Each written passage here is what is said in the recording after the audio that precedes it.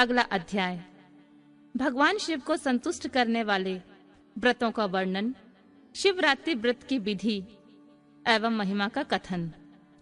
तदनंतर ऋषियों के पूछने पर सूत जी ने शिव जी की आराधना के द्वारा उत्तम एवं मनोवांछित फल प्राप्त करने वाले बहुत से महान स्त्री पुरुषों के नाम बताए। इसके बाद ऋषियों ने पूछा, व्यास शिष्य, किस व्रत से संतुष्ट हो भगवान शिव उत्तम सुख प्रदान करते हैं? जिस व्रत के अनुष्ठान से भक्त जनों को भोग और मोक्ष की प्राप्ति हो, उसे आप विशेष रूप से वर्णन कीजिए। सूत जी ने कहा, महर्षियों, तुमने जो कुछ पूछा है वही बात किसी समय ब्रह्मा, विष्णु और पार्वती ने भगवान शिव से पूछी थी। इसके उत्तर में शिव जी ने जो कुछ कहा वह मैं तुम लोगों को बता रहा हूँ। भगवान शिव बोले, मेरे बहुत से व्रत हैं जो भोग और मोक्ष प्रदान करने वाले हैं। उनमें मुख्य 10 व्रत हैं जिन्हें जवाल श्रुति के विद्वान दशचेय व्रत कहते हैं। द्विजों को सदा यत्न पूर्वक इन व्रतों का पालन करना चाहिए। हरे, प्रत्येक अष्टमी को केवल रात में ही भोजन करें। विशेषतः कृष्ण पक्ष की अष्टमी को भोजन का सर्वथा त्याग कर दें। शुक्ल पक्ष की एकादशी को भोजन छोड़ दें, किंतु कृष्ण पक्ष की एकादशी को रात में मेरा पूजन करने के पश्चात भोजन किया जा सकता है। शुक्ल पक्ष की त्रयोदशी को तो रात में ही भोजन करना चाहिए, परंतु कृष्ण पक्ष की चतुर्दशी को शिव व्रतधारी पुरुषों के लिए भोजन का सर्वथा निषेध है। दोनों पक्षों में प्रत्येक सोमवार को प्रयत्न पूर्वक केवल रात में ही भोजन करना चाहिए। शिव के व्रत में तत्पर रहने वाले लोगों के लिए यह अनिवार्य नियम है। इन सभी व्रतों में व्रत की पूर्ति के लिए अपनी शक्ति के अनुसार शिव भक्त ब्राह्मणों को भोजन कराना चाहिए। द्विजों को इन सब व्रतों का नियम पूर्वक पालन करना चाहिए। जो द्विज इनका त्याग करते हैं वे चोर होते हैं। मुक्ति मार्ग में प्रवीण पुरुषों को मोक्ष की प्राप्ति कराने वाले 4 व्रतों का नियम पूर्वक पालन करना चाहिए। ये 4 व्रत इस प्रकार हैं: भगवान शिव की पूजा, रुद्र मंत्रों का जाप, शिव मंदिर में उपवास तथा काशी में मरण। ये मोक्ष के सनातन मार्ग हैं। सोमवार की अष्टमी और कृष्ण पक्ष की चतुर्दशी, इन दोनों तिथियों को उपवास पूर्वक व्रत रखा जाए तो वह भगवान शिव को संतुष्ट करने वाला होता है, अथवा इसमें विचार करने की आवश्यकता नहीं है। हरे, इन चारों में भी शिवरात्रि का व्रत सबसे अधिक बलवान है। इसलिए भोग और मोक्ष रूपी फल की इच्छा रखने वाले लोगों को मुख्यतः उसी का पालन करना चाहिए। इस व्रत को छोड़कर दूसरा कोई मनुष्य के लिए हितकारक व्रत नहीं है। यह व्रत सबके लिए धर्म का उत्तम साधन है। निष्काम अथवा सकाम भाव रखने वाले सभी मनुष्यों, वर्णों, आश्रमों, स्त्रियों, बालकों, दासों, दासियों तथा देवताओं आदि सभी देहधारियों के लिए यह श्रेष्ठ व्रत हितकारक बताया गया है। माघ मास के कृष्ण पक्ष में शिवरात्रि तिथि का विशेष महत्व बताया गया है। जिस दिन आधी रात के समय तक वह तिथि विद्यमान हो, उस दिन उस व्रत के लिए ग्रहण करना चाहिए। शिवरात्रि करोड़ों हत्याओं का पाप का नाश करने वाली है। केशव, उस दिन सवेरे से लेकर जो कार्य करना आवश्यक है उसे प्रसन्नता पूर्वक मैं तुम्हें बता रहा हूँ। ध्यान देकर सुनो। बुद्धिमान पुरुष सवेरे उठकर बड़े आनंद के साथ स्नान आदि नित्य कर्म करे, आलस्य को न आने दे। फिर शिवालय में जाकर शिवलिंग का विधिवत पूजन करके मुझ शिव को नमस्कार करने के पश्चात उत्तम रीति से संकल्प करें। देवादिदेव महादेव नीलकंठ, आपको नमस्कार है देव। मैं आपके शिवरात्रि व्रत का अनुष्ठान करना चाहता हूँ। देवेश्वर, आपके प्रभाव से यह व्रत किए बिना किसी विघ्न बाधा को पूर्ण हो, यह काम आदि शत्रु मुझे पीड़ा ना दें।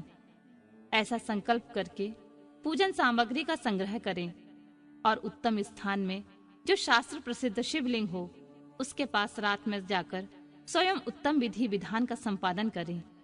फिर शिव के दक्षिण या पश्चिम भाग में सुंदर स्थान पर उसके निकट ही पूजा के लिए संचित सामग्री को रखें। तदनंतर श्रेष्ठ पुरुष फिर वहां स्नान करे। स्नान के बाद सुंदर वस्त्र और उपवस्त्र धारण करके 3 बार आचमन करने के पश्चात पूजन आरंभ करें।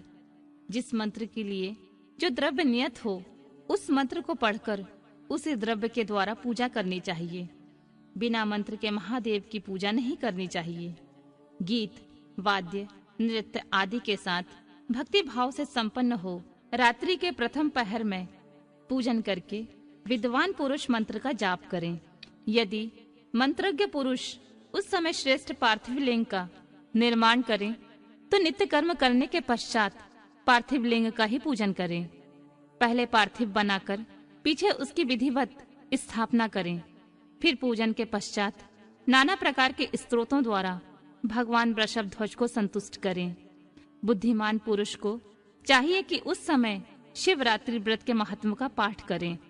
श्रेष्ठ भक्त अपने व्रत की पूर्ति के लिए उस महात्म को श्रद्धा पूर्वक सुने।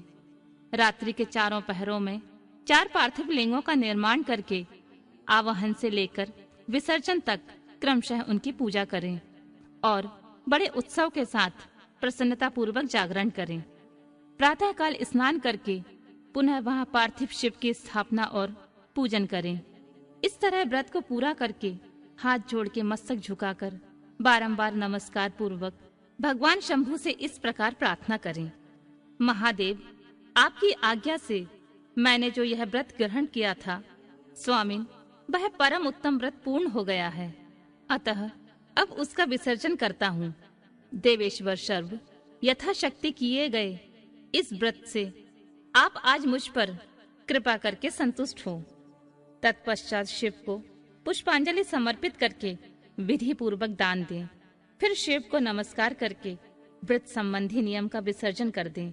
अपनी शक्ति के अनुसार शिव भक्त ब्राह्मणों, विशेषतः सन्यासियों को भोजन कराकर पूर्णतः संतुष्ट करके स्वयं ही भोजन करें।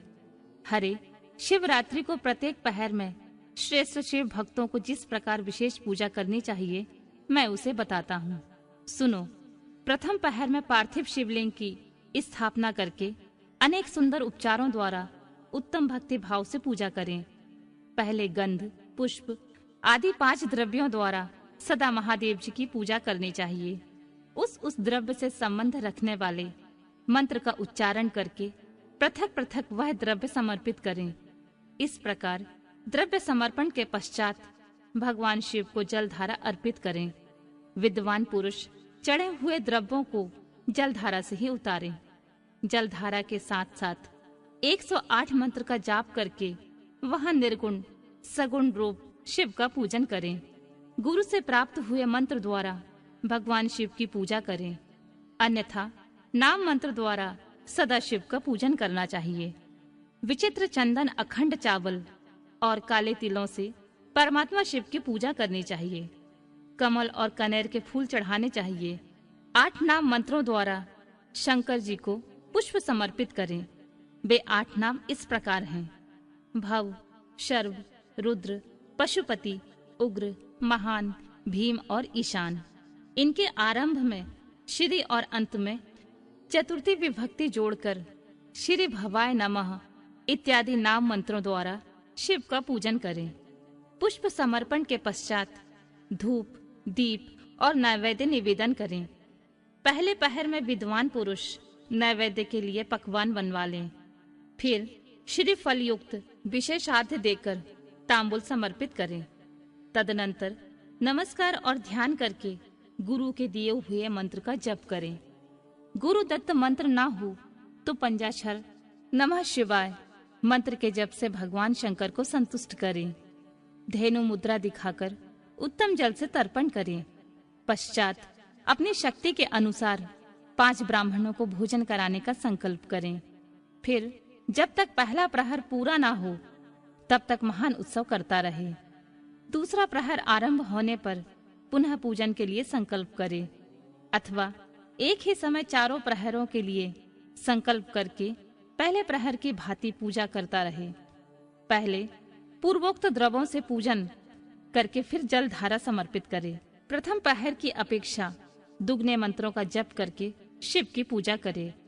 पूर्वोक्त तिल, जौ तथा कमल पुष्पों से शिव की अर्चना करे। विशेषतः बिल्व पत्रों से परमेश्वर शिव का पूजन करना चाहिए। दूसरे प्रहर में बिजौरा नींबू के साथ अर्घ देकर खीर का नैवेद्य निवेदन करें। जनार्दन, इसमें पहले की अपेक्षा मंत्रों की दुगनी आवृत्ति करनी चाहिए। फिर ब्राह्मणों को भोजन कराने का संकल्प करें। शेष सब बातें पहले की भांति ही तब तक करता रहे जब तक दूसरा प्रहर पूरा ना हो जाए। तीसरा प्रहर के आने पर पूजन तो पहले के ही समान करें, किंतु जौ के स्थान पर गेहूं का उपयोग करें और आग के फूल चढ़ाएं। उसके बाद नाना प्रकार के धूप एवं दीप देकर पुए का नैवेद्य भोग लगाएं। उसके साथ भांति भांति के शाक भी अर्पित करें। इस प्रकार पूजन करके कपूर से आरती उतारें। अनार के फल के साथ अर्घ देकर और दूसरे प्रहर की अपेक्षा दूना मंत्र जप करें। तदनंतर दक्षिणा सहित ब्राह्मण भोजन का संकल्प करें और तीसरे प्रहर के पूरा होने तक पूर्ववत उत्सव करता रहे। चौथा प्रहर आने पर तीसरे प्रहर की पूजा का विसर्जन कर दें। पुनः आवाहन आदि करके विधिवत पूजा करें। उड़द, कंगनी, मूंग, सप्त धान्य, शंखी पुष्प तथा बिल्व पत्रों से परमेश्वर शंकर का पूजन करें। उस प्रहर में भांति भांति की मिठाइयों का नैवेद्य लगाएं अथवा उड़द के बड़े आदि बनाकर उनके द्वारा सदाशिव को संतुष्ट करें। केले के फल के साथ अथवा अन्य विविध फलों के साथ शिव को अर्घ दें। तीसरे प्रहर की अपेक्षा दूना मंत्र जप करें और यथाशक्ति ब्राह्मण भोजन का संकल्प करें। गीत, वाद्य तथा नृत्य से शिव की आराधना पूर्वक समय बिताएं। भक्तजनों को तब तक महान उत्सव करते रहना चाहिए जब तक अरुणोदय न हो जाए। अरुणोदय होने पर पुनः स्नान करके भांति भांति के पूजनोपचारों द्वारा, उपहारों द्वारा शिव की अर्चना करें। तत्पश्चात अपना अभिषेक कराएं, नाना प्रकार के दान दें और प्रहर की संख्या के अनुसार ब्राह्मणों तथा सन्यासियों को अनेक प्रकार के भोज्य पदार्थों का भोजन कराएं। फिर शंकर जी को नमस्कार करके पुष्पांजलि दें और बुद्धिमान पुरुष उत्तम स्तुति करके निम्नलिखित मंत्रों से प्रार्थना करें। सुखदायक कृपा निधान शिव, मैं आपका हूँ, मेरे प्राण आप में ही लगे हैं और मेरा चित्त सदा आपका ही चिंतन करता है।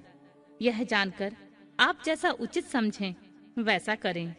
भूतनाथ, मैंने जानकर या अनजाने में जो जप और पूजन आदि किया है उसे समझकर दया सागर होने के नाते ही आप मुझ पर प्रसन्न हो।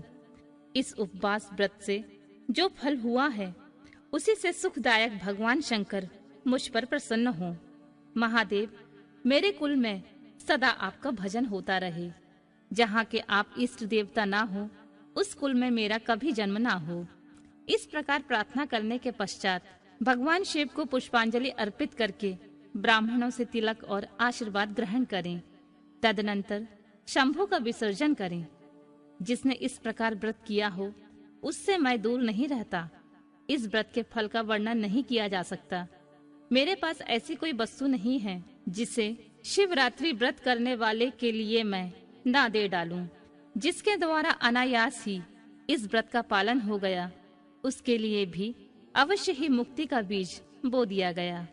मनुष्यों को प्रतिमास भक्ति पूर्वक शिवरात्रि व्रत करना चाहिए। तत्पश्चात इसका उद्यापन करके मनुष्य सांगोपांग फल लाभ प्राप्त करता है। इस व्रत का पालन करने से मैं शिव निश्चय ही उपासक के समस्त दुखों का नाश कर देता हूँ और उसे भोग मोक्ष आदि संपूर्ण मनोवांछित फल प्रदान करता हूँ। सूत जी कहते हैं, महर्षियों, भगवान शिव का यह अत्यंत हितकारक और अद्भुत वचन सुनकर श्री विष्णु अपने धाम को लौट आए। उसके बाद इस उत्तम व्रत का अपना हित चाहने वाले लोगों में प्रचार हुआ। किसी समय केशव ने नारद जी से भोग और मोक्ष देने वाले इस दिव्य शिवरात्रि व्रत का वर्णन किया था।